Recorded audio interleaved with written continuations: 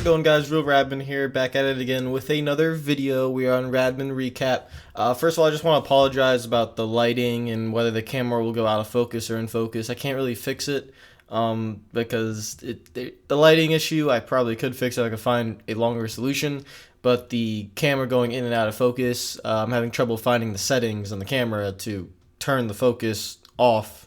Autofocus, so it could just focus on one thing. But so I'm sorry about that. But now let's just quickly get right into it. Alabama destroyed Tennessee, and I thought it was gonna happen. It did happen. Tennessee had no shot. They were just completely riddled with injuries, and their last 3 or 4 weeks had been absolute hell for them with the people they had to face. So not a surprise that they would get destroyed by Alabama. They knocked down to second in the SEC East now because of the loss. Ohio State beats Wisconsin 30-23 to be in position to face Michigan at the end of the season, which will be for the Big Ten championship, basically. And we're still on that rail. It's going to be a really good game between Ohio State and Michigan. I don't see Michigan losing a game before then. I don't see Ohio State losing a game before then.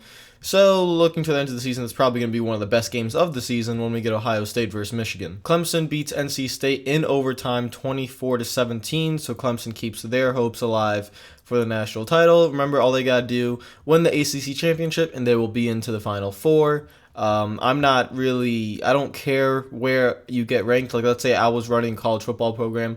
I don't really care if I'm ranked 1, 2, 3, or 4. I just want to get in the top 4, so let's just keep it simple. Win what you got to win, get into the title race. The hype train on Miami is kind of dissolved now because they've lost 2 in a row. They lost to North Carolina this past week, and they lost to Florida State last week as well. And, well, now they're dropped out of the rankings. So, poor Miami. I guess the Hurricanes aren't back yet. UF beats Missouri to go to the top of the SEC East. Florida won 40-14. Now, some of you wanted me to talk about the UF LSU postponement. I'm going to talk about it now. Let me just make a claim right now. I do go to the University of Florida. So I'm going to try to keep this as unbiased as possible. You probably will think that I'm still biased a little bit, but I'm honestly not. I'm calling it straight. Objectively, taking my feelings from Florida out of it. Of course, I'm a Florida fan. Of course, I want the best for Florida. That's my school, but I'm going to talk about this objectively. So let's talk about the UF versus LSU postponement. Postponement is really simple, actually. It all starts with Joe Alleva. If you don't know who Joe Alleva is, he's the athletic director for LSU. And Jeremy Foley is the athletic director for the University of Florida. Now, Jeremy Foley is retiring, and a new athletic director is coming in at the end of this month. But here comes the sunlight. The sunlight is coming back. See? Yay, I look like I'm in heaven. Okay, so basically, LSU drew a line in the sand. When the game was postponed because of the hurricane, Jeremy Foley wanted the game to be played in Gainesville. But if they wanted it to be played in Gainesville on the date that it needed, LSU would have to play 3 road games in 12 days, I think it was. So Joe Alleva didn't want that. So Joe Alleva put a line in the sand. He did not communicate with Foley. He did not help with the SEC commissioner. He said, we are not playing in Gainesville. We will play in LSU at this time. You guys negotiate, between Foley and the SEC and let us know. He did not work with Florida. He did not work with the SEC. He basically just said, listen, this is what we're going to do. You either agree to it or we're not playing the game. And if you think about it, it doesn't even hurt LSU if they don't really play the game. Because if you have to play all 8 SEC games to be considered for the SEC championship, LSU has already lost 2 games. They're not going to go to the SEC championship when Alabama is already up top and you have teams like Texas A&M there as well. They don't care about the SEC championship. They care about the money, the revenue, and what's best for the school. That's what Joe Alleva does all the time. Joe Alleva is not very respected among the SEC. You guys look up stories. SEC commissioners do not like him. Other athletic directors do not like him. LSU, as a result, ends up on the losing side of this, and I'll explain why. LSU is able to get a home game this year. That's correct. Man, I hate when this thing, I can see it that's going out of focus and in focus. I'm sorry about that. LSU gets a home game this year. They get an extra home game, so the money revenue and everything from it is going to be greater. That's good for them this year. But think about the next 2 years. They have to go to Florida for the next 2 years, okay? So they lose out on, so basically the money revenue you get from this year is just going to be negated next year. This year's game is not a night game, so you won't be able to get the full revenue that you want when next year's game against Florida will probably be a night game. It just doesn't make sense. For a team that you want to be able to have good relations with other schools in the SEC, and you want to, of course, make money as much as possible. On the money side, it doesn't make sense because the home game you're getting this year is not a night game, so you're not going to generate the full revenue. And you lose your home game against Florida for the next 2 years. So it doesn't make sense for you guys in LSU. I'm sorry, it just doesn't make sense. For Florida, they just have to go there and try to win it, and continue on to go to the SEC East Championship. But overall, the whole situation was just a mess. Florida could have done better. LSU could have done a lot better, and the commissioner could have done better as well. The SEC commissioner just kind of just let it happen. It was kind of, I don't know, it was a little stupid, but Florida has to play the game. So Florida's hands were kind of tied because they are in the lead for the SEC East. If you don't play against LSU, you don't advance to the SEC championship. So they had to play the game. So they had to go with LSU's commands. Talk about the NFL real quick. The Eagles lost. They dropped to 3-2 now, and the Cowboys beat the Packers handedly to go to 5-1. So the NFC East right now is the Cowboys to lose. Aaron Rodgers did not look like himself. I don't know what happened there. He missed a lot of throws. I'm not really that worried about it. I think Aaron Rodgers will get back to where he needs to be. Not a really big deal for me. He'll be there. Don't worry about Aaron Rodgers. The Panthers lose a thriller, 41-38 to the Saints. They now drop to 1-5. Can the Panthers recover? I don't know. It's gonna be close. They have to basically only lose like one game the rest of the year, and I don't think they can recover. It's gonna be hard. The Dolphins upset the Steelers, and this one was interesting. I am a Miami Dolphins fan, but I was surprised. I mean, the Dolphins absolutely suck. Like they've drained all the hope out of me. But Big Ben now has a torn meniscus in his knee, so that hurts the Steelers, helps the Patriots. So let's get to the Patriots. Tom Brady just put another dominating performance into the Bengals.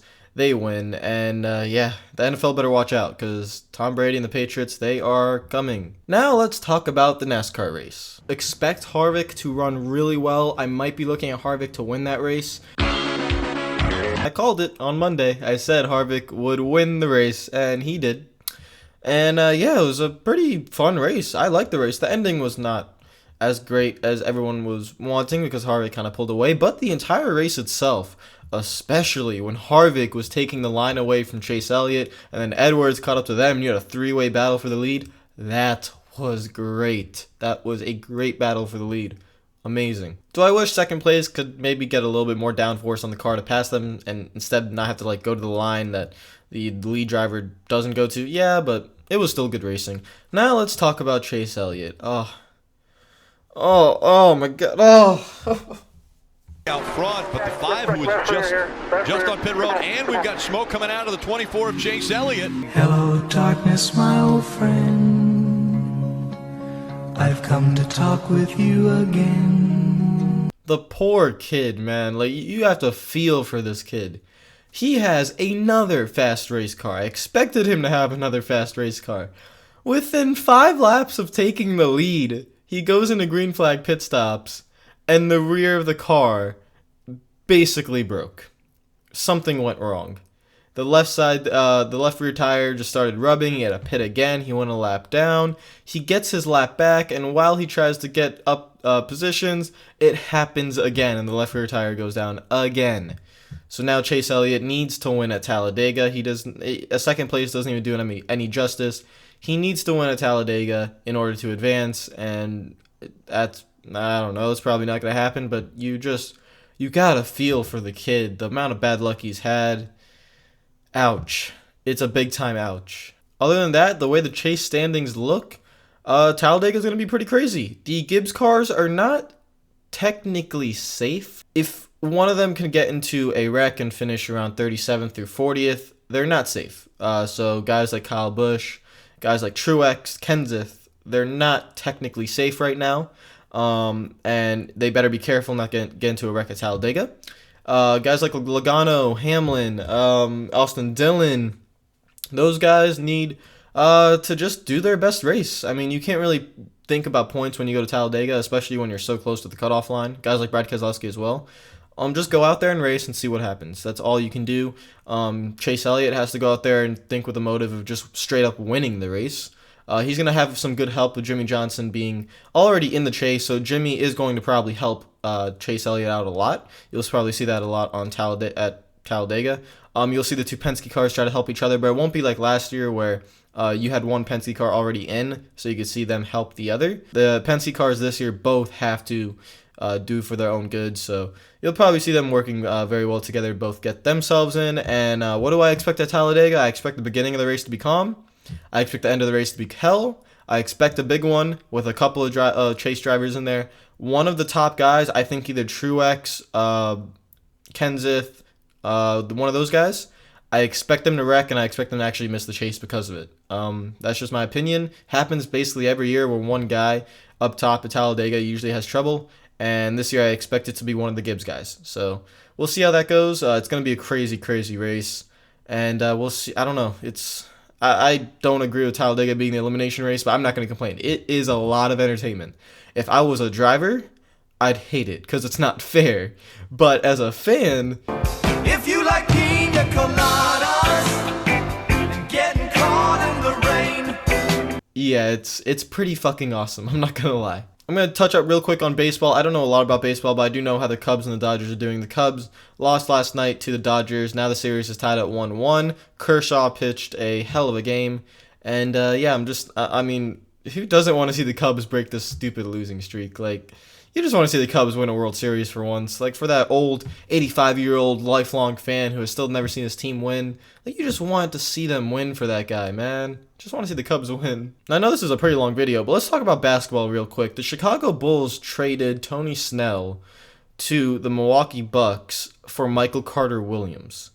If you guys know Michael Carter Williams, you're going to now have him, Rondo, Wade, Butler.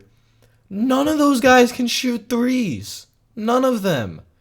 What is Chicago doing? What is their management doing? It doesn't make sense at all what they are doing. The spacing on that team is gonna be horrible. Jimmy Butler cannot shoot threes. Jimmy Butler is a great player, but he is not a good three-point shooter. Dwayne Wade is not a good three-point shooter. Rondo obviously can't even shoot. And now Michael Carter Williams can't shoot threes either. The spacing on this team is going to be pathetic. When you guys have Robin Lopez down there below as well, all teams have to do is pack the paint. It's going to be ridiculous. I don't know what Chicago is doing. People think they're going to be a top seed in the East. I don't think they will. I think they're going to struggle to make the playoffs because they have no shooting. It does not make sense what they are trying to do. And really, Chicago management should be ashamed of themselves. They said they would get younger, and they didn't. They just got older. They brought in Wade and Rondo. They just got older. That's all they did. And, it's just stupid. They're probably going to try to play for the playoffs a little bit, and then they have to rebuild once Wade goes and Rondo goes and all that stuff, while you have a prime Jimmy Butler that you're not going to build around because you decided to bring these old guys in who can't shoot. What are you guys doing? Seriously. What?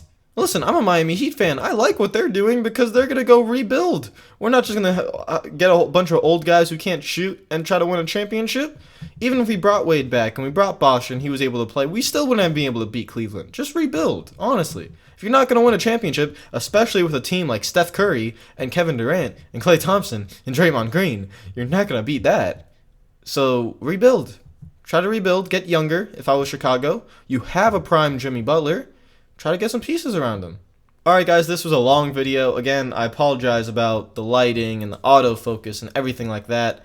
I'm going to try to figure it out for next week. I have to see if I can get into the camera settings. I have a Logitech C920, but it doesn't show up on my laptop like as a device, so I don't really know how I can change the autofocus on it. But I apologize about that, and if you like the video, make sure you hit that like button. If you're new to the channel, make sure you subscribe. Make sure you hit that like button if you want to see more of these kind of videos so I can see that you guys like it and support it. Comment down below what you think about anything that happened this sports weekend, what you think about college football, the NFL, what do you think about the Chicago Bulls trade, what do you think about the race that happened, and yeah, so that is the recap. Hope you guys are having a great day. I will see you guys later, and peace out.